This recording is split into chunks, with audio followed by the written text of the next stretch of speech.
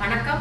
ஸ்ரீவில்லிபுத்தூர் கம்யா மகளிர் தையலகம் கார்த்திகை செல்வி. இன்னைக்கு நம்ம என்ன பார்க்க போகோம்னா, நம்ம சப்ஸ்கிரைபர் ஒருத்தவங்க பாபியில் நூல் சுற்றி நூல் மாற்றுறது எப்படி என்னன்னு போடுங்கக்கான்னு சொல்லியிருந்தாங்க. அவங்களுக்காக இது பார்க்க போவோம். பாருங்க, நம்ம மோட்ரு மிஷினில் மாட்டினா சத்தம் ரொம்ப கேட்குன்னு சொல்லிட்டு இந்த மிஷினில் மாட்டுறோம். இது வந்து தையல் கிளாஸ்க்கு வந்து பிள்ளைங்க கற்றுக்க வருவாங்க. அதுக்குள்ள மிஷினு என்ன செய்வோம்னா, முதல்ல பாபினில் கைட்ட லேசாக நூல் சுற்றிக்கோங்க. இந்த மாதிரி சுற்றிக்கோங்க.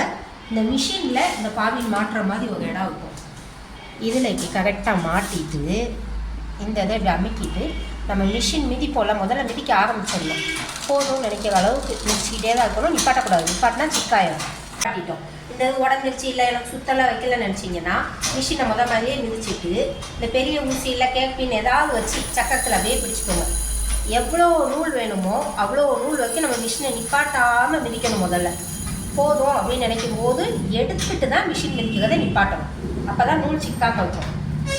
இப்போ அடுத்து என்ன செய்ய போகிறோன்னா, பாபின் கேஸில் வந்து இந்த நூலை இப்படி போட்டு கரெக்டாக அந்த ஓட்டை இப்படியே இழுத்துகிட்டே வரணும். இந்த ரெண்டு இதுக்கும் நடுவில் வந்துடும். இங்கே பாருங்கள், அடுத்து பாபின் கேஸ் எப்படி மாட்டுறதுன்னு பாருங்கள்.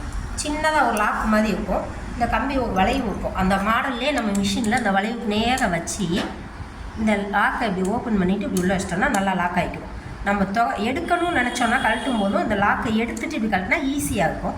அதை மட்டும் நீங்கள் ஃபாலோ பண்ணிக்கோங்க.